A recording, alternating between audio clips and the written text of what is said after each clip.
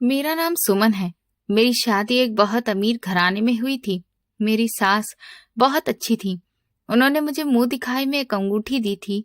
जब मैं अपने मायके आई और मेरे पिता ने वह अंगूठी देखी तो वो वही चीख मार कर गिर पड़े, क्योंकि वही अंगूठी उन्होंने मेरी माँ को दी थी जो अब इस दुनिया में नहीं थी। मेरी आंख खुली तो मैंने खुद को एक ऐसे बिस्तर पर पाया जो फूलों की पंखुड़ियों से सजा हुआ लग रहा था। कमरे की छत इतनी ऊंची थी कि नजर ऊपर उठाते ही गर्दन में दर्द होने लगे, और उस छत से लटकता हुआ झूमर किसी राजमहल की याद दिला रहा था, जिसके शीशे सूरज की पहली किरण पड़ते ही हीरे की तरह चमक उठते थे। मैं कुछ देर तक बिस्तर से उठ ही नहीं पाई, बस खाली नजरों से अपने आसपास की चीजों को देखती रही। मुझे यकीन नहीं हो रहा था कि ये मैं ही हूँ, वही लड़की जो कल तक एक तंग और अंधेरी गली के ऐसे मकान में रहती थी जहां दिन में भी बल्ब जलाना पड़ता था और जहां दीवारों से सीलन और प्लास्टर झड़ता रहता था। लेकिन आज मैं शहर की सबसे बड़ी हवेली जैसे घर की बहू बनकर उस मुलायम बिस्तर पर लेटी थी, जिसके बारे में मेरे मोहल्ले की औरतें सिर्फ सपने ही देख सकती थी। शादी की थकान मेरे पूरे शरीर में थी, मगर उससे भी ज्यादा मेरे मन पर हैरानी और खुशी का बोझ था। मेरे कानों में अभी भी पिछली रात की शहनाइयों और मेहमानों की बातें गूंज रही थीं। मुझे याद आ रहा था कि कैसे मेरे बूढ़े और कमजोर पिता ने विदाई के वक्त मुझे गले लगाकर रोते हुए कहा था कि बेटी, आज मेरा सिर गर्व से ऊंचा हो गया है कि तुम इतने बड़े घर में जा रही हो जहां तुम्हें किसी चीज की कमी नहीं होगी। उनकी आंखों में जो सुकून था वो मेरे लिए दुनिया की सबसे बड़ी दौलत था, लेकिन उस सुकून के पीछे एक अनजाना सा डर भी छुपा था, जो शायद हर गरीब पिता के दिल में होता है जब वो अपनी बेटी को अमीरों की दुनिया में भेजता है। मैंने धीरे से करवट ली और रेशमी रजाई अपने ऊपर से हटाई। जैसे ही मेरे पैर कालीन पर पड़े, मुझे ऐसा लगा मानो मैं बादलों पर चल रही हूँ। कालीन इतना नरम और घना था कि मेरे पैर उसमें धंस गए। मैं चलते हुए कमरे की बड़ी खिड़की के पास पहुंची और भारी पर्दों को थोड़ा सा सरकाया। बाहर का नजारा देखकर मेरी सांस अटक गई। सामने एक बहुत बड़ा बगीचा फैला हुआ था जिसमें रंग बिरंगे फूल खिले थे, और बीचों बीच में एक फव्वारा चल रहा था जिसका पानी सुबह की रोशनी में चांदी की तरह चमक रहा था। ये सब मेरा था, या शायद मुझे ऐसा महसूस कराया जा रहा था कि ये सब मेरा है। मेरे पति सुबह सवेरे ही अपने कारखानों की देखरेख के लिए निकल चुके थे, और घर की नौकरानी ने मुझे बताया था कि बड़ी मालकिन यानी मेरी सास मुझसे मिलने के लिए मेरे कमरे में आने वाली हैं। सास का नाम सुनते ही मेरे दिल की धड़कन तेज हो गई। मेरी सास शहर की एक बहुत ही प्रभावशाली और रौबदार महिला थी। उनके बारे में कहा जाता था कि उन्होंने ये सारी संपत्ति और दौलत अपने दम पर खड़ी की है। वो बहुत सख्त नियमों वाली औरत मानी जाती थी और उनका फैसला पत्थर की लकीर होता था। शादी से पहले मेरी उनसे सिर्फ 2 बार मुलाकात हुई थी, और उन दोनों मुलाकातों में उन्होंने मुझसे बहुत कम बात की थी। उनकी आंखों में ऐसी गहराई थी जो सामने वाले के दिल का हाल जान ले। मुझे डर लग रहा था कि कहीं मैं उनके मानकों पर खरी ना उतर सकूं, या मुझसे कोई ऐसी गलती ना हो जाए जो उनकी नाराजगी की वजह बन जाए। मैं जल्दी जल्दी तैयार होने लगी। मैंने वही कीमती साड़ी पहनी जो मेरी सास ने खुद मेरे लिए पसंद की थी, और आईने के सामने बैठकर खुद को संवारने लगी। आईने में दिखने वाला चेहरा मुझे अपना नहीं लग रहा था, बल्कि किसी राजकुमारी के जैसा लग रहा था।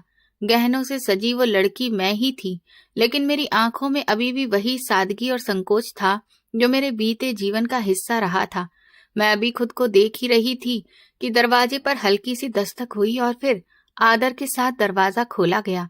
मेरी सास कमरे में दाखिल हुई। उन्हें देखकर मैं हैरान रह गई। इस उम्र में भी वो बेहद सुंदर और प्रभावशाली थी। उनके सफेद बालों में चांदी जैसी चमक थी और चेहरे पर झुर्रियां जरूर थीं, लेकिन वह झुर्रियां उनके अनुभव और मेहनत की कहानी कह रही थी। उन्होंने हल्के रंग की रेशमी साड़ी पहन रखी थी और गले में मोतियों की माला थी, जो उनकी शख्सियत को और भी गरिमामय बना रही थी। मैं सम्मान में तुरंत खड़ी हो गई और नजरें झुका ली। वो मेरे पास आई और स्नेह से मेरे सिर पर हाथ फेरा। उनका स्पर्श बिल्कुल माँ जैसा था, जिसने मेरे मन का डर काफी हद तक कम कर दिया। उन्होंने मुझे बैठने का इशारा किया और खुद मेरे सामने सोफे पर बैठ गईं। उनकी खुशबू पूरे कमरे में फैल गई थी। एक ऐसी खास और महंगी खुशबू जो हमेशा उनकी मौजूदगी का एहसास कराती रहेगी। उन्होंने मुस्कुराकर मेरी तरफ देखा और कहा कि तुम बहुत सुंदर लग रही हो और मुझे खुशी है कि तुम मेरे घर की रौनक बनी हो। उनकी आवाज में ऐसा ठहराव और सुकून था कि मेरा दिल उसे सुनकर शांत हो गया। वो मुझसे बातें करने लगी और बताने लगी कि कैसे उन्होंने अपनी जवानी में बहुत मेहनत की थी। वो कह रही थी कि बेटी, ये दौलत और ये आराम ऐसे ही नहीं मिल जाता। इसके पीछे मेरी रातों की नींद और दिन का सुकून तबाह हुआ है।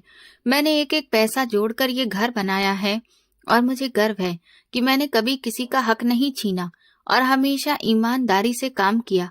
मैं उनकी बातें बहुत ध्यान से सुन रही थी और मन ही मन उनकी इज्जत कर रही थी कि इतनी अमीर होने के बावजूद वो कितनी विनम्र थीं। उन्होंने मुझे बताया कि वो मुझे अपनी बेटियों से भी बढ़कर मानेंगी और बदले में वो मुझसे सिर्फ इतना चाहती हैं कि मैं घर के प्रति वफादार रहूं और उसकी इज्जत बनाकर रखूं।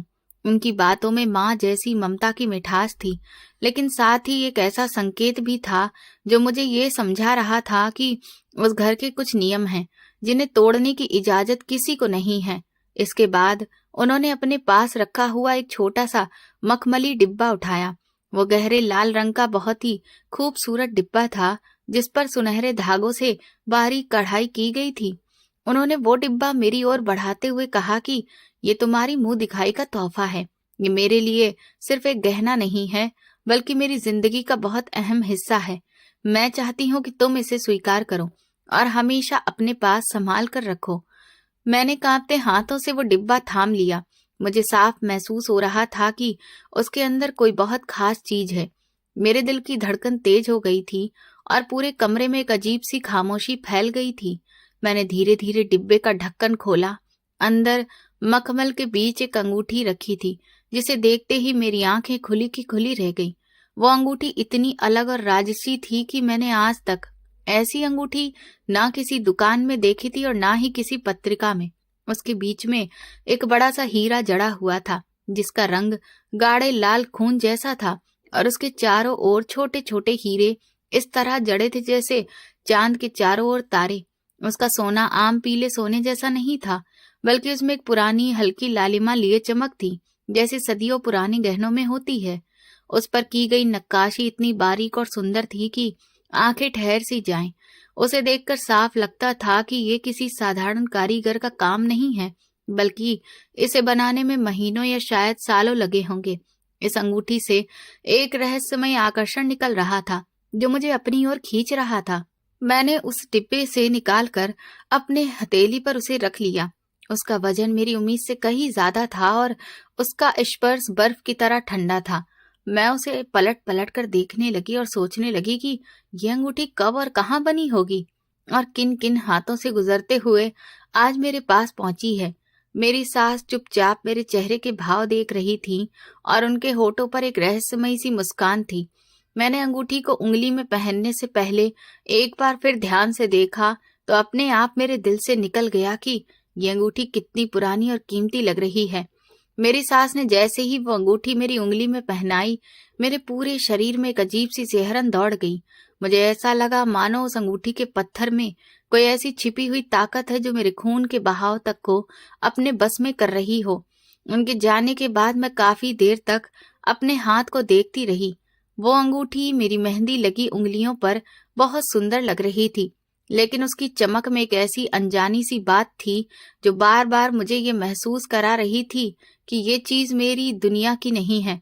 मैं अभी इन्हीं ख्यालों में डूबी हुई थी कि तभी बाहर से नौकरानी आकर बोली कि गाड़ी तैयार है और मुझे मायके ले जाने के लिए इंतजार किया जा रहा है।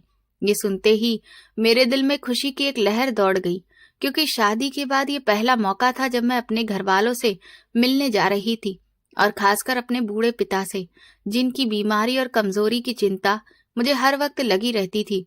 मैंने जल्दी से अपनी साड़ी संभाली और कमरे से बाहर आ गई। बरामदे से गुजरते हुए मुझे अपने कदमों की आवाज तक सुनाई नहीं दे रही थी, क्योंकि फर्श पर बिछे कालीन बहुत ही मोटे थे। सीढ़ियां उतरते हुए मेरी नजर दीवारों पर लगी बड़ी बड़ी तस्वीरों पर पड़ी, जो शायद मेरे ससुराल के बुजुर्गों की थी। उनकी आंखें मुझे ऐसे घूरती हुई महसूस हुई जैसे वे मुझसे पूछ रही हो कि क्या तुम इस घर और इस अंगूठी के काबिल हो। मैंने नजरें झुका ली और जल्दी जल्दी नीचे उतर आई। नीचे हॉल में मेरी सास किसी से फोन पर बात कर रही थी। मुझे देखते ही उन्होंने फोन रख दिया और मुस्कुराते हुए मेरे पास आ गई। उन्होंने मेरे माथे पर प्यार से हाथ रखा और एक बार फिर मेरी उंगली में पहनी उस अंगूठी को देखा। उनकी आंखों में एक अजीब सा सुकून था, जैसे कोई बहुत पुराना बोझ उनके सिर से उतर गया हो। उन्होंने मुझे हिदायत दी कि मैं अपना ध्यान रखूं और जल्दी लौट आऊं। मैंने सिर हिलाया और बाहर पोर्च में खड़ी गाड़ी की ओर बढ़ गई। वो एक बड़ी और काले रंग की चमचमाती कार थी, जिसका दरवाजा ड्राइवर ने मेरे लिए खोल दिया। मैं गाड़ी में बैठी तो अंदर का माहौल बाहर की गर्मी से बिल्कुल अलग था। अंदर ठंडक थी और एक हल्की सी खुशबू फैली हुई थी। जैसे ही गाड़ी गेट से बाहर निकली, मैंने मुड़कर उस आलीशान हवेली को देखा जहां मैं अब बहू बनकर आई थी। ऊंची दीवारें और बड़ा सा गेट जैसे मुझे अलविदा कह रहे थे। गाड़ी सड़क पर आई और रफ्तार पकड़ते ही मैंने सिर सीट से टिका दिया और आंखें बंद कर ली। मेरे मन में हजारों बातें चल रही थीं। मैं सोच रही थी कि जब मेरे मोहल्ले के लोग मुझे इतनी बड़ी गाड़ी में आते देखेंगे तो उनकी आंखें हैरानी से खुली की खुली रह जाएंगी। वे लड़कियां जो मेरे साथ खेला करती थीं और जो हमेशा मुझे मेरी गरीबी का ताना देती थीं, आज वे देखेंगी कि किस्मत ने मुझे किस मुकाम पर पहुंचा दिया है। लेकिन उन सब ख्यालों के बीच मुझे सबसे ज्यादा बेचैनी अपने पिता की प्रतिक्रिया को लेकर थी। मैं जानती थी कि मुझे देखते ही उनकी आंखों से आंसू बह निकलेंगे। गाड़ी शहर के पॉश इलाके से निकलकर अब आम सड़कों पर आ चुकी थी। यहाँ ट्रैफिक का शोर ज्यादा था और सड़कें भी टूटी फूटी थीं। गाड़ी के काले शीशों के बाहर की दुनिया मुझे धुंधली और दूर लग रही थी।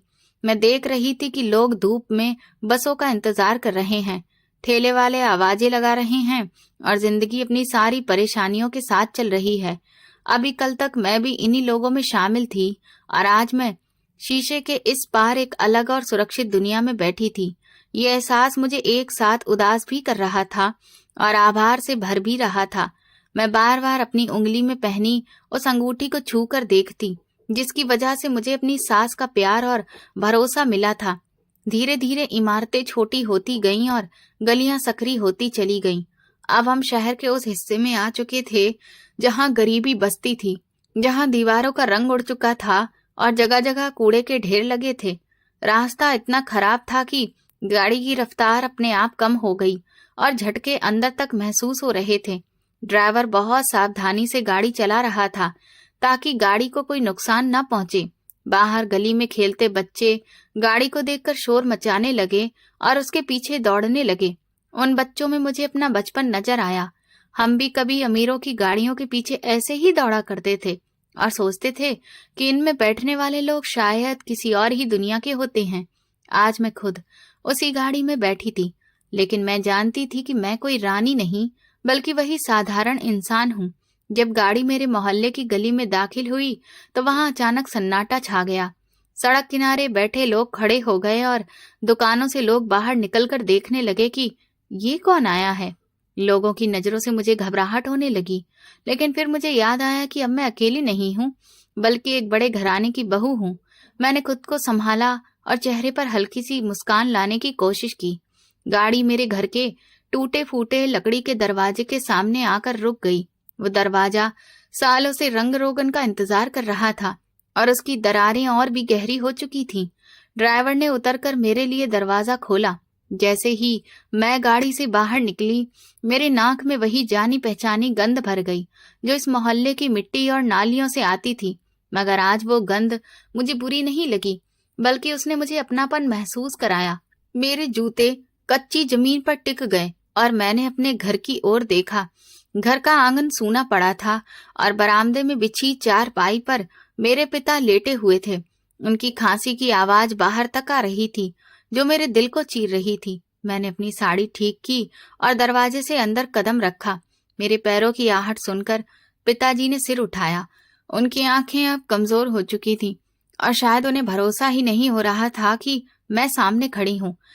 मैंने ऊंची आवाज में कहा, बाबूजी, मैं हूँ आपकी बेटी। ये सुनते ही वो जल्दी से उठने की कोशिश करने लगे। लेकिन कमजोरी के कारण लड़खड़ा गए। मैं दौड़कर उनके पास पहुंची और उन्हें संभाल लिया। वो मुझसे लिपटकर रोने लगे। उनके आंसू मेरे कंधों को भिगो रहे थे और उनका कमजोर शरीर कांप रहा था।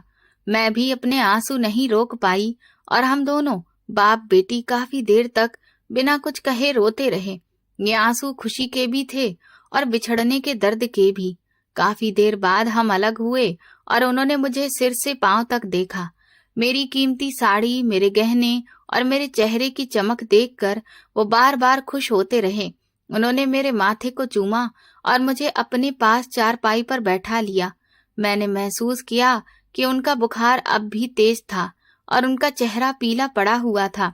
मैंने उनकी तबीयत पूछी तो उन्होंने मुस्कुराकर कहा कि तुम्हें देख लिया है, अब सब ठीक हो जाएगा। तुम बताओ, तुम कैसी हो? तुम्हारे ससुराल वाले कैसे हैं? क्या वे तुम्हारा ध्यान रखते हैं? मैंने उत्साह से उन्हें बताना शुरू किया कि बाबूजी, आप चिंता मत कीजिए, मैं बहुत खुश हूँ। मेरी सास बहुत अच्छी हैं। वे मुझे अपनी बेटियों की तरह रखती हैं। घर में नौकर चाकर हैं, खाने पीने की कोई कमी नहीं है और मेरे पति भी मेरा बहुत ध्यान रखते हैं। पिता मेरी बातें सुनते रहे और उनके चेहरे पर सुकून बढ़ता चला गया। मैंने उन्हें ये भी बताया कि मेरी सास कितने बड़े दिल वाली हैं और उन्होंने मुझे मुंह दिखाए में बहुत कुछ दिया है।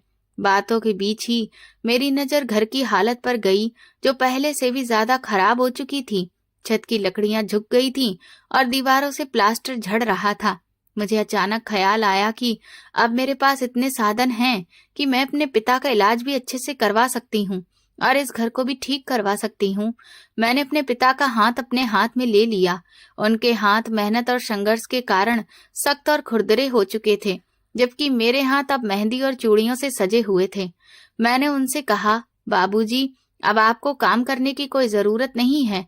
मैं अपने पति से बात करूंगी, वे आपका सारा खर्च उठाएंगे और आपका इलाज भी किसी अच्छे बड़े डॉक्टर से करवाएंगे। पिता ने मेरे हाथ को हल्के से थपथपाया और बोले, बेटी, मुझे किसी से कुछ नहीं चाहिए, बस तुम खुश रहो, यही मेरी जिंदगी की सबसे बड़ी कमाई है। उसी पल मेरी नजर अपनी उंगली में पहनी उस अंगूठी पर पड़ गई, जो कमरे की हल्की सी अंधेरी रोशनी में भी चमक रही थी। मुझे सास की बात याद आई कि ये अंगूठी जरूर दिखाना। मैंने सोचा कि बाबूजी को ये अंगूठी दिखाऊंगी तो वो और भी खुश होंगे कि उनकी बेटी को इतना कीमती तोहफा मिला है। मैंने बड़े गर्व से अपना हाथ उनके सामने बढ़ाया और कहा, बाबूजी, देखिए, मेरी सास ने मुझे ये अंगूठी दी है। ये बहुत पुरानी और बहुत कीमती है। वे कह रही थी कि ये उनके परिवार की निशानी है। पिता ने पहले तो बस ऊपर ऊपर से देखा और हल्की सी मुस्कान आ गई, लेकिन जैसे ही उनकी नजर उस अंगूठी के पत्थर और उसकी बनावट पर टिक गई, उनकी मुस्कान एकदम गायब हो गई।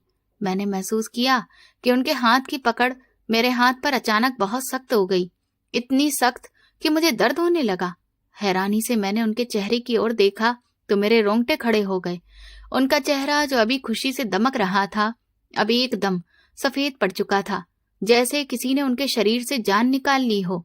उनकी आंखें फटी की फटी रह गईं और वे पलक तक झपकाना भूल गए। उनकी नजरें उस अंगूठी पर इस तरह जमी थीं जैसे वो कोई गहना नहीं बल्कि उनकी मौत का पैगाम हो। उनके होंठ कांपने लगे और वे कुछ कहना चाह रहे थे, लेकिन उनके गले से आवाज नहीं निकल पा रही थी। बस एक घुटी घुटी सी खरखराहट सुनाई दे रही थी। मैं घबराकर बोली, बाबूजी, क्या हुआ? आप ऐसे क्यों देख रहे हैं? लेकिन उन्होंने मेरी बात का कोई जवाब ही नहीं दिया। वे बस उस अंगूठी को ही देखती जा रहे थे। उनके माथे पर पसीने की बड़ी बड़ी बूंदें आ गईं और उनका पूरा शरीर कांपने लगा, जैसे कि उन्हें अचानक ठंड लग गई हो। मैंने उनकी आंखों में ऐसा डर देखा जैसा मैंने आज तक कभी नहीं देखा था। ये डर किसी छोटी बात का नहीं था, बल्कि ऐसा लग रहा था जैसे वे अपने अतीत का कोई भयानक दृश्य देख रहे हों, कोई ऐसा सच जिसे उन्होंने सालों पहले दबा दिया था और आज जो अचानक से अब उनके सामने आ खड़ा हुआ था। उनकी सांस तेज होने लगी और वे अपना दूसरा हाथ अपने सीने पर ले गए, जैसे दिल में बहुत तेज दर्द उठ रहा हो। मैं बुरी तरह से डर गई और मैंने उनका हाथ झकझोरते हुए कहा, बाबूजी, कुछ तो बोलिए, क्या हुआ है? ये तो बस एक अंगूठी है, मेरी सास ने दी है। लेकिन जैसे ही मैंने अपनी सास का नाम लिया, उनके चेहरे पर जो भाव उभरे वो नफरत और दहशत का मिला जुला रूप थे। उन्होंने एक झटके में मेरा हाथ छोड़ दिया, जैसे उस अंगूठी ने उन्हें काट लिया हो। वे पीछे हटने लगे, मगर चारपाई आड़े आ गई और वे गिरते गिरते बचे। उनकी हालत देखकर मुझे लगा जैसे उन्हें दिल का दौरा पड़ रहा हो। मैं मदद के लिए चिल्लाने ही वाली थी कि उन्होंने कांपती हुई आवाज में कुछ कहने की कोशिश की। उनकी आवाज टूटी हुई और बहुत धीमी थी, लेकिन उसमें जो दर्द और हैरानी थी उसे बयां करना मुश्किल था। वे बार बार कांपती उंगली से उस अंगूठी की तरफ इशारा कर रहे थे और उनका मुंह अधखुला रह गया था। मैं समझ ही नहीं पा रही थी कि आखिर इस अंगूठी में ऐसा क्या है जिसने मेरे पिता को इस हाल में पहुंचा दिया। क्या ये अंगूठी खराब है या इसके पीछे कोई ऐसी कहानी छिपी है जिसके बारे में मैं कुछ नहीं जानती। कमरे का माहौल भारी हो गया था और दीवारों की खामोशी अब डराने लगी थी। बाहर गली का शोर पूरी तरह से थम चुका था और मुझे सिर्फ अपने पिता की तेज चलती सांसें और अपने दिल की धड़कन सुनाई दे रही थी। मुझे अपनी सास का वही मुस्कुराता हुआ चेहरा याद आया जब उन्होंने मुझे ये अंगूठी दी थी। क्या वे जानती थीं कि इस अंगूठी का मेरे पिता से कोई गहरा रिश्ता है या ये सिर्फ एक संयोग था?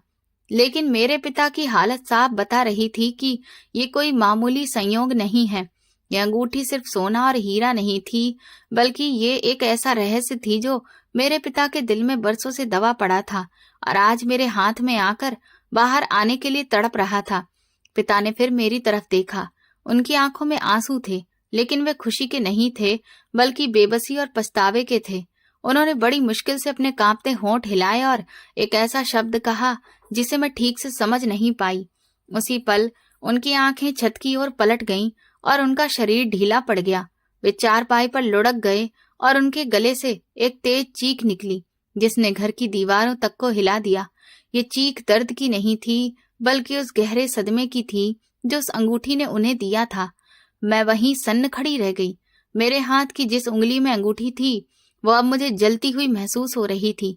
मैं घबराकर आगे बढ़ी और अपने पिता को झकझोरने लगी, मगर वो पूरी तरह होश में नहीं थे। उनकी नजरें अभी भी मेरे हाथ पर टिकी हुई थीं, जैसे वे आखिरी सांस तक उस अंगूठी को अपनी आंखों से ओझल नहीं होने देना चाहते हों। ये दृश्य इतना डरावना था कि मेरे मुंह से खुद ब खुद चीख निकल गई और उसी पल मुझे समझ आ गया कि मेरी शादी और ये अंगूठी कोई साधारण बात नहीं है, बल्कि किसी बड़े तूफान की शुरुआत है। मेरे पिता की वो चीख मेरे अस्तित्व की नींव तक हिला गई थी। मैंने अपनी जिंदगी में कभी उन्हें इस तरह टूटते हुए नहीं देखा था। वे जमीन पर गिरे पड़े थे और उनका शरीर मछली की तरह तड़प रहा था। मैं बदहवास होकर उनके सीने को सहलाने लगी और बार बार पुकारती रही, बाबूजी आंखें खोलिए, बाबूजी मुझे डराइए मत। मगर उनकी आंखों की पुतलियां ऊपर चढ़ चुकी थीं और उनके मुंह से झाग निकल रहा था। मुझे कुछ समझ नहीं आ रहा था कि हंसता खेलता इंसान अचानक इस हालत में कैसे पहुंच गया।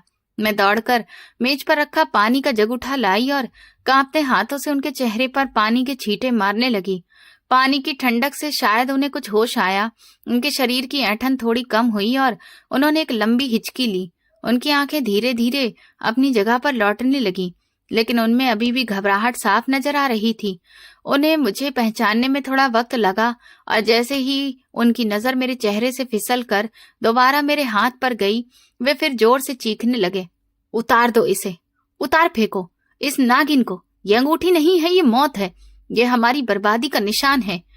उनकी बातें सुनकर मैं बुरी तरह से डर गई। मुझे लगा शायद उनके दिमाग पर असर हो गया है। मैं रोते हुए बोली, बाबूजी ये तो सोने की अंगूठी है, मेरी सास का दिया हुआ तोहफा है, आप इसे नागिन क्यों कह रहे हैं? मगर उन्होंने मेरी बात सुने बिना ही मेरे हाथ को झटका और अंगूठी को उतारने की कोशिश करने लगे। उनकी हालत बिल्कुल बदली हुई थी और वे बार बार कहते जा रहे थे कि तुम्हें नहीं पता ये क्या है, ये वही अभिशाप है जिसने तुम्हारी माँ को निगल लिया, ये वही जहर है जिसने हमारी पूरी जिंदगी तबाह कर दी। बड़ी मुश्किल से मैंने उन्हें संभाला और उनके सिर के नीचे तकिया रखा। मैंने देखा कि उनकी सांसें अभी भी ठीक से नहीं चल रही थीं और उनके माथे से पसीना धार की तरह बह रहा था। मैंने उनका हाथ अपने हाथों में लेकर कहा, बाबूजी मुझे सच बताइए, आखिर क्या बात है? आप मेरी सास और इस अंगूठी को देखकर इतने डर क्यों गए? क्या आप इसे पहचानते हैं? मेरे सवाल पर उन्होंने आंखें बंद कर लीं और बंद आंखों से भी उनके आंसू बहने लगे। कमरे में ऐसी उदासी और भारीपन फैल गया जैसे अभी भी किसी की अर्थी उठी हो। काफी देर की खामोशी के बाद जब उन्होंने आंखें खोली तो उसमें एक अजीब सा भाव था, जैसे वे अपने दिल पर रखा हुआ कोई बहुत पुराना और भारी बोझ अब उतारने वाले हों। उन्होंने धीमी और टूटी हुई आवाज में कहना शुरू किया, बेटी, तुम जिस औरत को अपनी सास समझती हो, जिस बड़े घर को अपना घर मानती हो, वो सब झूठ और धोखे की बुनियाद पर खड़ा है। वो औरत किसी बड़े खानदान की नहीं है और ना ही ये दौलत उसकी मेहनत की कमाई है। ये सुनकर मुझे गहरा झटका लगा, लेकिन मैं चुप रही क्योंकि मैं सच्चाई जानना चाहती थी। बाबा ने कांपती हुई आवाज में बीते हुए दिनों की परतें खोलनी शुरू की। उन्होंने बताया कि 22 साल पहले जब तुम बहुत छोटी थी और शायद तुम्हें कुछ याद भी ना हो, हम बहुत खुशहाल थे। हमारा अपना छोटा सा कारोबार था और घर में सुकून था।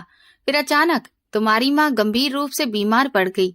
उन्हें एक ऐसी खतरनाक बीमारी हो गई थी जिसका इलाज बहुत महंगा था। डॉक्टरों ने साफ कह दिया था कि अगर समय पर ऑपरेशन नहीं हुआ तो उनकी जान नहीं बचेगी। मैं तुम्हारी माँ से बेहद प्यार करता था। उसे बचाने के लिए मैंने अपनी दुकान बेच दी, अपनी जमीन बेच दी और जितना पैसा इकट्ठा हो सकता था सब जुटा लिया।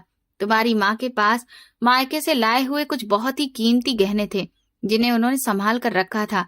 उन्हीं गहनों में सबसे कीमती ये अंगूठी थी जो आज तुम्हारी उंगली में है। ये अंगूठी मेरे दादा ने खास तौर पर बनवाई थी और इसमें हमारे परिवार का एक गुप्त निशान भी बना हुआ है जिसे मैंने अभी पहचान लिया। ये कहते कहते बाबा की आवाज भर्रा गई और वे कुछ पल के लिए रुक गए। मैं सांस रोके उनकी बात सुनती रही। अचानक मेरी उंगली में पहनी वो अंगूठी मुझे सच में भारी लगने लगी। फिर उन्होंने आगे कहा कि उन दिनों तुम्हारी माँ की देखभाल और घर के काम के लिए हमें एक नौकरानी की जरूरत थी। तभी एक औरत हमारे घर काम मांगने आई। वो बहुत दुखी और बेबस बनकर आई थी और कहती थी कि इस दुनिया में उसका कोई भी नहीं है। वो हमेशा घूंघट किए रहती थी। बोलती थी कि उसके पति को पसंद नहीं है कि वो गैर लोगों के सामने मुंह खोले। तुम्हारी माँ का दिल बहुत ही नरम था। उन्होंने उस औरत को घर में रख लिया। वो औरत बहुत चालाक थी। कुछ ही दिनों में उसने तुम्हारी माँ का भरोसा जीत लिया। वो हर समय तुम्हारी माँ के आसपास ही रहती, उनके पैर दबाती, समय पर दवाइयाँ देती। मैं भी निश्चिंत हो गया था कि मेरी गैर हाजिरी में कोई तो है जो मेरी बीमार पत्नी का ख्याल रख रहा है। हमने उसे अपने घर का ही सदस्य मान लिया। हमें क्या पता था कि हम अपने ही घर में एक जहरीले सांप को पाल रहे हैं। बाबा का लहजा अब कठोर हो चुका था और उनकी आंखों में गुस्से और नफरत की चमक थी। उन्होंने बताया कि ऑपरेशन की तारीख तय हो चुकी थी। इलाज के सारे पैसे और तुम्हारी माँ के सारे गहने मैंने एक बड़े से बक्से में रखकर अलमारी में बंद कर दिए थे ताकि सुबह होते ही अस्पताल जाकर फीस जमा कर सकें। उस रात बाहर तेज तूफान था और मूसलाधार बारिश हो रही थी। मैं दिन भर की दौड़ भाग से बहुत थक गया था, इसलिए गहरी नींद आ गई। तुम्हारी माँ भी दवाइयों के असर से सो रही थी। रात के किसी पहर मुझे कुछ आहट सी महसूस हुई, लेकिन मैंने सोचा शायद हवा की वजह से खिड़की खुली होगी। सुबह जब मेरी आंख खुली तो घर में अजीब सा सन्नाटा था। मैंने देखा कि अलमारी का दरवाजा खुला हुआ है और वो बक्सा गायब है। मेरे पैरों तले से जमीन खिसक गई। मैंने पागलों की तरह उस नौकरानी को आवाज दी, लेकिन वो घर में कहीं भी नहीं थी। मैं बाहर गली में भागा, लेकिन बारिश ने सारे निशान मिटा दिए थे। वो औरत हमारे इलाज के सारे पैसे और सारे गहने लेकर रात के अंधेरे में भाग चुकी थी। उन गहनों में ये अंगूठी भी थी जो तुम्हारी माँ को सबसे प्यारी निशानी थी। ये कहते कहते बाबा रो पड़े और उन्हें हिचकियां आने लगी। मैं पत्थर की तरह जमीन पर बैठी रही। मेरे दिमाग में अपनी सास का चेहरा घूम रहा था। उनकी सीधी सादी छवि, उनका रुतबा और उनकी दौलत का असर, सब कुछ मेरी आंखों के सामने धुंधला पड़ने लगा था। खुद को संभालते हुए बाबा बोले कि मैं पुलिस के पास गया। हर जगह उस औरत को ढूंढा, लेकिन वो ऐसे गायब हो गई जैसे जमीन में समा गई हो। उधर अस्पताल में डॉक्टरों ने बिना पैसे इलाज करने से मना कर दिया। तुम्हारी माँ दर्द से तड़पती रही और मैं बेबस होकर बस उसे देखता रहा। मेरे पास उसे बचाने के साधन थे, लेकिन सब चोरी हो चुके थे। वो औरत सिर्फ पैसे ही नहीं ले गई थी, बल्कि तुम्हारी माँ की जिंदगी भी साथ में ले गई थी। 2 दिन बाद तुम्हारी माँ मेरी आंखों के सामने तड़प तड़प कर दम तोड़ गई। जाते जाते बस वो यही कहती रही कि मेरे गहने मेरी बेटी के लिए संभाल कर रखना, लेकिन मैं उन्हें क्या बताता कि वो गहने तो वो औरत उड़ा ले गई है। तुम्हारी माँ के जाने के बाद मैं पूरी तरह से टूट गया। कारोबार खत्म हो गया, घर बिक गया और मैं तुम्हें लेकर इस टूटे फूटे मकान में आ गया जहां हम आज बैठे हैं। मैंने पूरी जिंदगी मेहनत मजदूरी करके तुम्हें पाला और इस आस में जिंदा रहा कि शायद कभी कर्मों का इंसाफ होगा। आज जब मैंने तुम्हारे हाथ में ये अंगूठी देखी तो मुझे ऐसा लगा जैसे मेरी मरी हुई पत्नी मेरे सामने खड़ी हो गई हो और मुझसे पूछ रही हो कि उसका कातिल कौन है। बाबा ने मेरा हाथ पकड़कर अंगूठी के अंदर की तरफ इशारा किया और कहा, ध्यान से देखो, इसके अंदर एक छोटा सा निशान बना होगा, फूल की पत्तियों जैसा। मैंने अंगूठी उतार कर रोशनी में देखा तो मेरे रोंगटे खड़े हो गए। वहां सच में एक बहुत बारीक और हल्का सा निशान था जो आम नजर से दिखाई नहीं देता। मेरे मुंह से अपने आप चीख निकल गई, बाबा, ये तो वही है, ये वही निशान है। बाबा ने कड़वे लहजे में कहा, हाँ, ये वही है। और वो औरत जिसे तुम अपनी सास समझती हो, वही नौकरानी है जिसने तुम्हारी माँ को मारा था। उसी ने हमारी दौलत से ये बड़ा घर खड़ा किया है, हमारे पैसों से कारोबार शुरू किया और आज शहर की इज्जतदार महिला बनी घूमती है। वही तुम्हारी माँ की और मेरी खुशियों की कातिल है। और देखो, किस्मत का खेल देखो, उसने अपने बेटे की शादी उसी लड़की से कर दी जिसकी माँ को उसने मरने के लिए छोड़ दिया था। और वही अंगूठी जो उसने बरसों पहले चोरी की थी, आज बड़े गर्व से तुम्हें मुंह दिखाई में दे दी, ये कहकर कि ये उसकी मेहनत की कमाई की निशानी है। वो औरत इतनी बड़ी झूठी और चालाक है कि उसने तुम्हें ये अंगूठी पहनाकर तुम्हें अपनी बहू नहीं बनाया, बल्कि तुम्हारे गले में गुलामी की जंजीर डाल दी। वो चाहती है कि जैसे उसने तुम्हारी माँ की जान ली, वैसे ही धीरे धीरे तुम्हारी जिंदगी पर भी कब्जा कर ले। मेरे सिर में तेज दर्द होने लगा और कमरा घूमता हुआ सा लगने लगा। मुझे भरोसा ही नहीं हो रहा था कि जिस औरत के पैर छूकर मैं आई हूँ, जिसे मैंने माँ का दर्जा दिया, वो असल में एक चोर और कातिल है। उसकी वे बातें कि उसने सब कुछ मेहनत से कमाया है, अब मेरे कानों में पिघले हुए शीशे की तरह उतर रही थी। उसका वो बनावटी प्यार, उसकी मीठी बातें, सब एक दिखावा था। मुझे लगा जैसे मैं किसी दलदल में फंसती जा रही हूँ। गुस्से और नफरत में मैंने वो अंगूठी जमीन पर फेंक दी। वो छन्न की आवाज के साथ गिरी और लुढ़कते हुए दीवार से जा टकराई। बाबा बोले, बेटी, इस अंगूठी को वापस उठा लो, ये हमारी धरोहर है और इस बात का सबूत है कि वो औरत गुनहगार है। अब तुम उस घर में वापस नहीं जाओगी। वो घर तुम्हारा नहीं बल्कि तुम्हारे दुश्मनों का है। लेकिन तभी मेरे मन में ख्याल आया कि अब तो मैं उस घर की बहू हूँ, मेरा पति, मेरा संसार सब वही है। मैं क्या करूं? मैं अजीब दुविधा में फंस गई थी। एक तरफ मेरा बूढ़ा पिता और मेरी माँ की मौत का सच था, दूसरी तरफ मेरा पति और मेरा नया रिश्ता। मगर सच्चाई इतनी डरावनी थी कि उसे नकारा नहीं जा सकता था। जिस औरत को मैंने महान माना था, वो असल में एक ऐसी औरत थी जिसने मेरी माँ की सांसें छीन ली थीं। बाबा अब थोड़ा संभल चुके थे, लेकिन मेरी हालत बिगड़ती जा रही थी। मन कर रहा था कि अभी जाकर उस औरत के मुंह पर यह अंगूठी मार दूं और सबको बता दूं कि वो चोर है। लेकिन मैं जानती थी कि अमीरों की दुनिया में गरीबों की आवाज आसानी से दबा दी जाती है। फिर भी आज किस्मत ने मुझे एक मौका दिया था। यह अंगूठी सिर्फ एक गहना नहीं थी, ये एक हथियार थी जो मेरे हाथ में आ चुका था। अब मुझे तय करना था कि मैं इस हथियार से अपने अतीत का बदला लूंगी या चुपचाप उस जुल्म के आगे सिर झुका दूंगी। मेरे बाबा ने मुझे गले लगा लिया और हम दोनों उसी टूटे फूटे मकान में बैठकर अपनी किस्मत पर रोते रहे। लेकिन अब उन आंसुओं में सिर्फ बेबसी नहीं थी, बल्कि बदले की एक चिंगारी भी थी जो उस अंगूठी की चमक से कहीं ज्यादा तेज थी। सारा सच सामने आ चुका था, पर्दा उठ चुका था। वो आदर्श सास दरअसल एक फरार नौकरानी और कातिल थी। जमीन पर पड़ी वो अंगूठी अब मेरे लिए सिर्फ सोने का टुकड़ा नहीं थी, बल्कि वो मेरे पिता की बर्बाद जिंदगी और मेरी माँ की अकाल मौत का हिसाब मांग रही थी। मैंने झुककर उस अंगूठी को उठाया तो मेरे अंदर की कमजोर लड़की खत्म हो गई और उसकी जगह एक ऐसी बेटी ने जन्म लिया जो अपने माता पिता के गुनहगार को उसके किए की सजा दिलाने के लिए तैयार थी।